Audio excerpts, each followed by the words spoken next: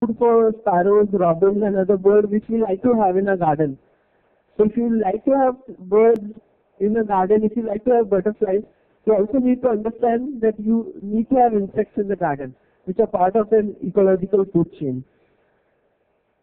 Now, whenever you are feeding the sparrows, make sure that the type of food that you give, it's good, it's hygienic. Like if you're putting feeders, make sure you clean them once in a week and do regular feeding.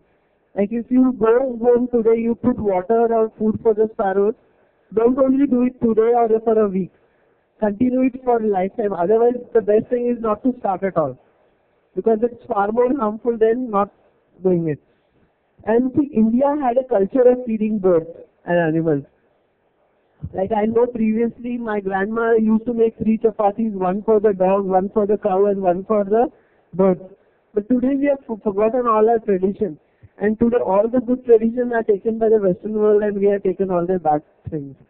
So today you find bird feeders, nest boxes in every house in UK, Europe, but we don't find the same tradition in India. So we should be working to revive that tradition. I've also visited a lot of forts where they had huge water baths for the birds previously. So today we don't have that in India. It's very simple thing is if you have a york or if you have a bowl, you can have 2 different bowls for grains and water.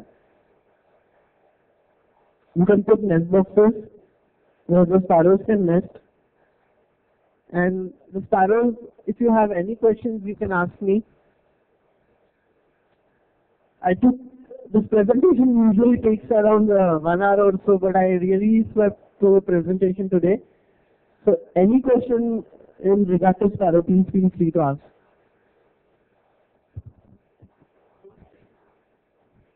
The population of sparrows, like see, unfortunately, like how we have 1411 tigers left, we can't have a very definite population for sparrows because no one has ever counted sparrows or other common birds in India. So today we don't even know whether they are increasing, whether they are decreasing, or whether where they are present, where they are not present. I get a lot of calls from our sparrow supporters in Bangalore that we stay in this particular area, we don't see any sparrows. Some people call me up and they tell that normally we see some sparrows in the old vegetable market. But this type of mapping or population census in a large country like India is very difficult to do, it's very resource intensive, and unfortunately the government and the scientific community has not taken care to count sparrows for last 60 years after independence.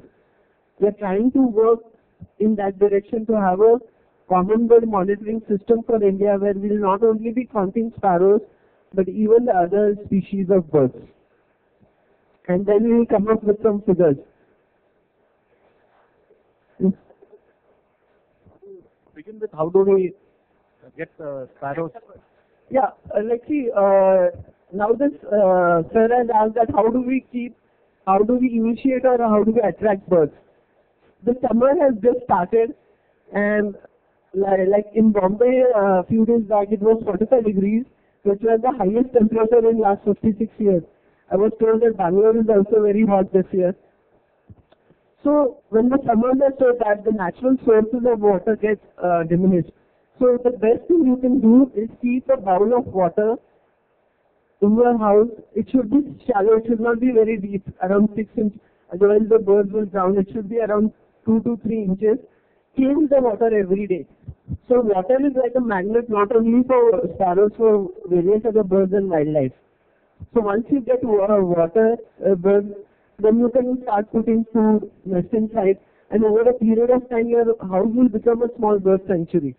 Like my house is not too big, but we are having around 100 to 200 sparrows in the house because we have been feeding them for past 6-7 years. So it's not very difficult to attract birds, but what is the lifelong commitment is how long you sustain it. And in Bangalore, like I've been to few places where they have around 16 birds in their house. Wild birds, I'm not talking about caged birds. So it's very easy to attract birds. Just give them water in the summers to start with. Yeah. see any sparrow. So, Yeah. Is it true that because of the mobile signals, the sparrows are getting disappeared and is it harmful? What is it? We are not able to see that much the sparrow nowadays. Like see, as I told before, we are trying to review the whole study on mobile, but research which has been done in Spain and other countries, they have said that the mobile towers are to a certain extent responsible for the decline of sparrows. But I am of the thought that apart from mobile tower, it is also the lack of food nesting site, and sadly for the sparrows, all wrong things are happening at one particular time, which is leading to the type of decline that we are seeing today. Yes.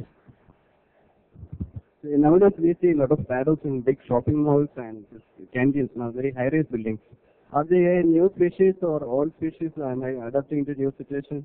In airport, I have seen. Like, see, what sir is telling, like, on airport and other places, there is a population of sparrows which is seen. Now, the Bangalore airport structure is such which offers a lot of nesting sites for the sparrows. And as I told in the starting, on the opposite side there is natural grassland where the sparrows get food, insects as well as grass, wild grass seeds.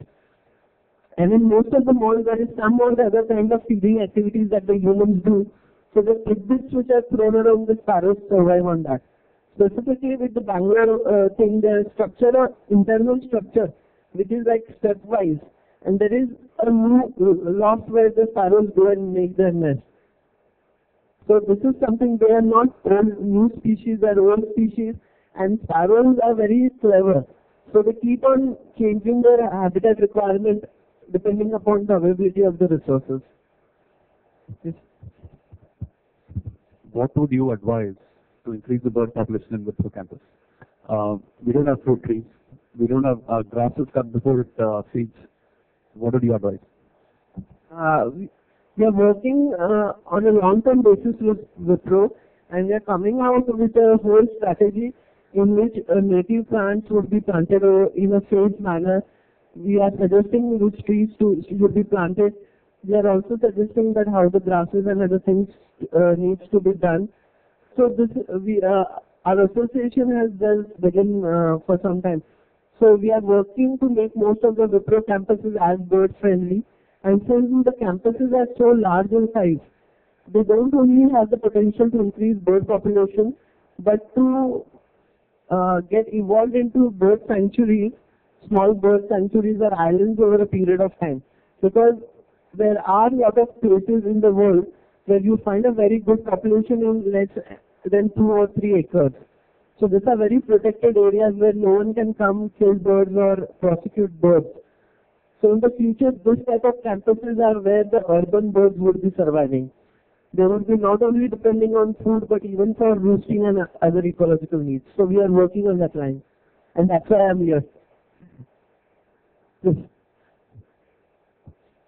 I have seen the sparrows never reuse their cage. They nest. Even if the previous year's nest is intact, still it rebuild a new one. Is it cross or only a specific kind of sparrows? No. See, the nest boxes that you see, we have named a lot of sparrows, and I have seen a pair of sparrows returning to that nest for almost 2 years and using the same nest boxes and the nesting material. But in wild, if you see, many times the nests, they have a lot of parasites in it. And many times the nests, because they're built in such places that they are not reusable for the next year. So it all depends on where they're making their nest and how they're. But even in nest boxes, we always advise people to clean the nest box once in a year when they are not nesting. So all the nesting materials should be removed and it should be washed with hot boiling water. So whatever predators are present there, they get killed. And the young ones or the sparrows are not infested with predators. Another thing which is very commonly associated with sparrows is if you touch a sparrow, it will not be accepted by its parents or something like that. This is something which I have heard so many times, but this is another myth. We keep on catching and touching sparrows every now and then, and it has never happened that the chicks are rejected by the parents or something like that. It's just a myth, nothing else. Yes. To begin with, if we take one male or couple of males and some females, and then if to begin with, if you take couple of males and some females, and then it will stay there, it won't. What sir is talking about is relocations in our term. Like in an area which is devoid of sparrows, you catch few sparrows and re-release it at their location. One thing, Indian law doesn't permit that. The second thing, the sparrows are not present in that area because their habitat has got destructed to a level where they won't survive. If the habitat would have been good, they would have been there. So in case you bring sparrows from other place and put it in a place where there are no sparrows, they will ultimately die over a period of time. The main aim right now is to create habitats which is conducive to bird life, which is conducive to sparrows, and over a period of time they will come. But in nature, things don't happen in a day or a month or so. So many times even people who take or adopt nest boxes from us, they call us after a week, we don't get any sparrows, we don't get any feeders. So a feeder getting adopted by a bird itself takes anywhere from the shortest is a week to the longest 1.5 years. Like the place where we have our office back in Nashik, that place is only 200 meters away from my house. My house was around 100 to 200 sparrows, but my office didn't have a single sparrow, and it took me 1.5 years to get sparrows only to 200 meters. So in ecological succession rate, it takes anywhere from 6 months to 5 years. So there's a lot of patience which has to be required. So re-releasing is not a solution. Habitat creation and making habitat bird friendly is the only thing. So today if you are getting miners, you are getting robins, maybe after a few months or years you will get sparrows also. Can I see a picture of a sparrow's nest? Do you have it? Because I've seen tailor birds' nests, but not sparrows. Is it? Oh. The second thing is last summer, we tried putting some water in the. You have this coconut thing, right? Shells. So what we did was we used to fill in the water every morning, and the next day it used to be empty. But I was not really sure whether the sparrows drank or it got evaporated in the sun. So how do I know that the sparrows are coming and drinking or it is getting evaporated? See, the coconut shell is too small, and the coconut shell, it also absorbs, and sometimes there is a leakage at the base. So the best thing is to keep a big bowl of water for drinking. The bonsai pots that we get in the market, these are just big and they are very shallow, so that is the best thing to keep water. And the best way to find out whether the birds are visiting them or not is to see whether there is any birds dropping in the water or in and around the pot, because birds generally tend to do the dropping where they eat as well as breathe. So that is the way to find out. So if your pot has droppings in or around the place, birds are visiting. But again, you have to give birds some time.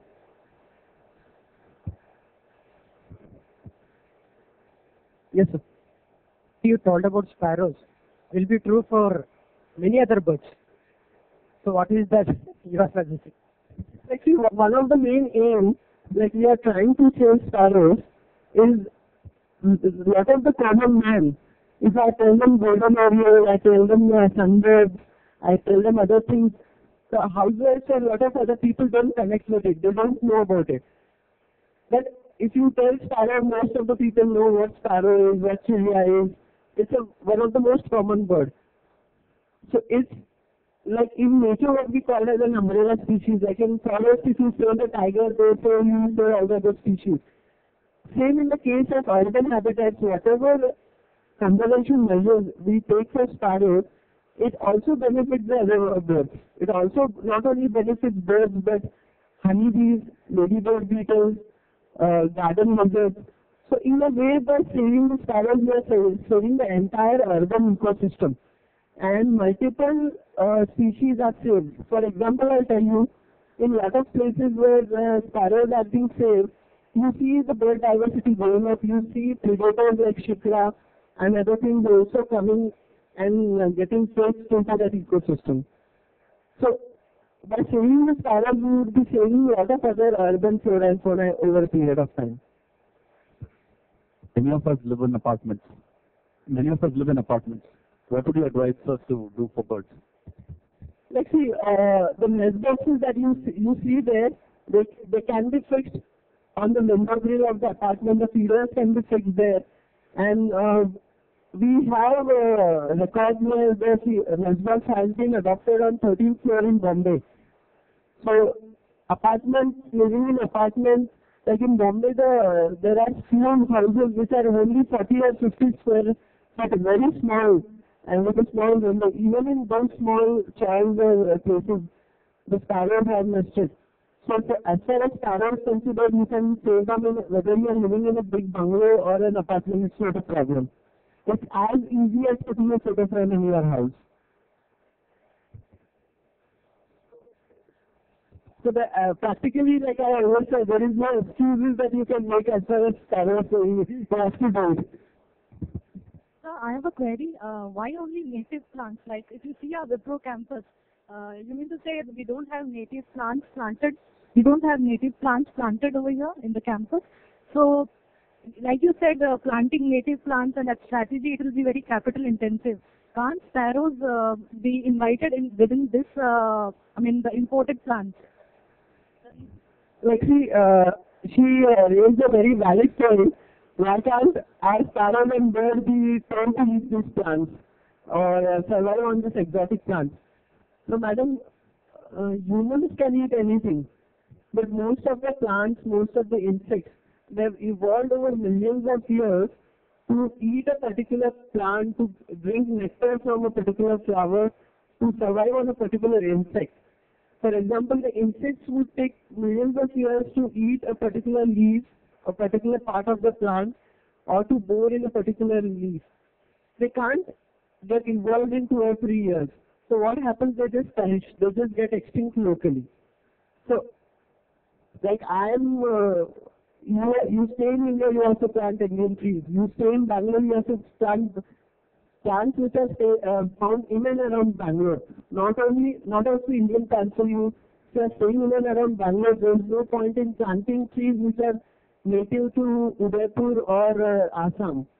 Because that set of insects, that set of animals would be in their part of the place. So we have to do a lot of research, and sadly in India we don't have literature as far as native plants are concerned also, that are native to a particular. So as equal stakeholders, we should work together to create a database on a lot of aspects. Yes. What kind of food grains do they prefer to eat? What kind of grains do they prefer? Yeah, sparrows usually prefer bajra, they prefer broken rice, they don't prefer eating whole wheat, but if you do suji or something like that, they'll eat it. Because wheat or jowar, it's too big for the sparrows, it can get stuck in the esophagus. So they generally prefer small grains to eat. Bajra, broken rice or broken corn, anything which is broken small, you can feed that to the sparrows. Or you can just put it in the mixie and make it fine, but not too fine. Yeah, another thing like I would just mention, I even read in a lot of books and I was told that previously in South India they used to draw the rangoli with rice flour. So today chemicals have even caught up with that.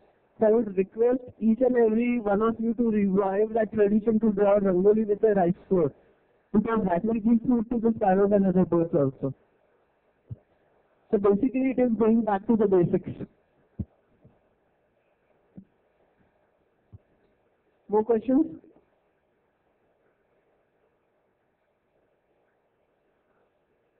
Yes. See, why are sparrows not considered as pets? If you see, right, you have a pigeon, you have a parrot, but I've never seen a sparrow in a cage. Why is that? Always fascinated with rare and expensive things. Sparrows were so common that no one thought about keeping them as pets, which is good in a way. And they were so much in and around our house They were a part of our life. So you put in case something which you can't easily see or get. So they were so much part of humans and the house that they were scientifically named Passa domesticus. Domesticus means something which is domesticated, like a dog, it stays in and around your house. So there is so much part of our whole culture that you don't need to keep them in pets because they were all around. They were right in the, behind the photo frame, near the fan, everywhere. So there was no need to keep them in cages. Pardon? You don't need to make them in pets. Just put a nest box, they'll come, they'll make a nest in and around your house. See, we want thinking which is out of the cage. We humans are fascinated with pets, we put them in a cage. Putting a nest box like on a feeder, it is like having a live National Geographic Discovery Channel in front of your window. You see the complete life cycle of a bird taking place in front of your eyes. You see them mating, you see them laying eggs, you see the parents feeding the young ones, you see them evolving in a way. So a whole ecosystem gets unfolded in front of your eyes. In a cage, you just see a bird chirping, nothing else. Yeah, the feeding by the hand is in certain European countries where they do the type of feeding we do for the pigeons, and they're so friendly. Like if you put some bread or something in your hand, they're not afraid. They just come and pick the thing from your hand. If we do that, why it's not a possibility? It's a possibility. But the level of trust that much to develop takes a long time. A very simple example is the ducks, migratory ducks that you see in India. In natural habitats, if you go, they see a human half a kilometer away just fly off. But the same birds in UK and America, you can go and literally see them and they will not fly. So they know which place they can be harmed and which place they are safe.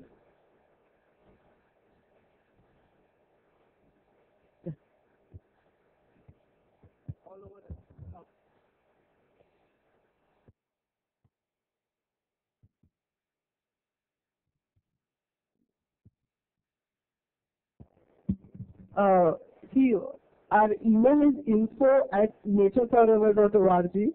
You are free to email us. It's there on the brochure. We have a very active Facebook group of Nature Forever Society and World Sparrow Day. So you can all be part of that group, contribute, share your experiences with other sparrow supporters in different parts of the world on these groups. And you're always welcome to call us up or email us. It will be a pleasure to talk to you anytime. Thanks a lot for your valuable time. Yes, sir.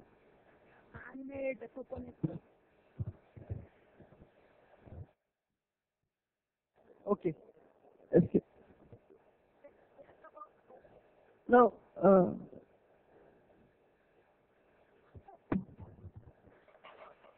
see, this is a nest box.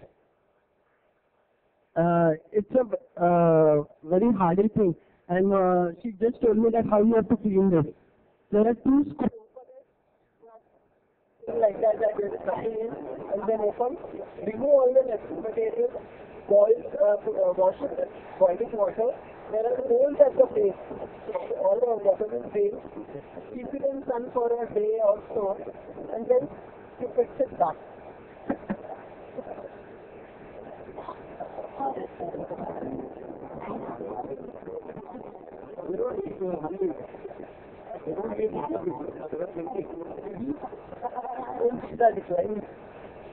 So all the common flora and fauna, like I tell in all my meetings, like our government is so fascinated with the tiger and the elephant, like they never dare see or consider the common flora and fauna.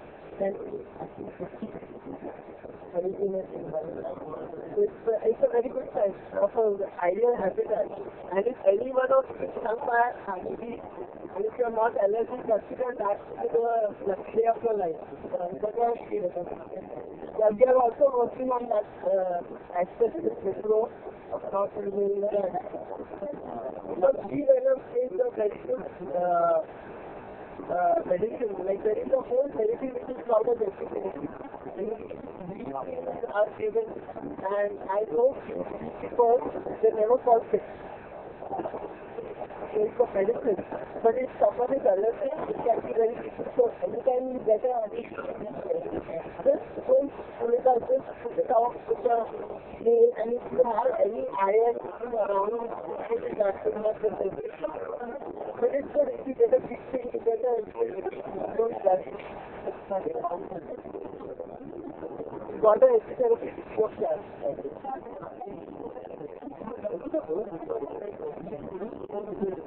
Let's see, you have to put rails in there. And hang it. And the birds will sit there and they eat from this. And that will let the rails don't falling off also.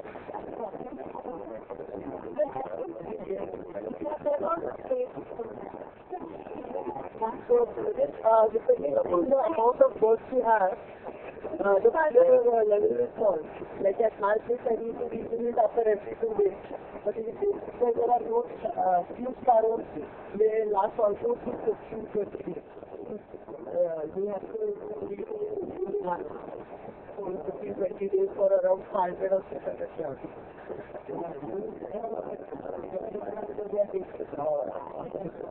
Because these are just a few demos. You can visit the website, we have an online form, and on the Nature Forum Society website we have also uploaded a lot of information about the sparrows, how you can hide birds and other wildlife. You can order it online, yeah, online. So if you write it, we should get us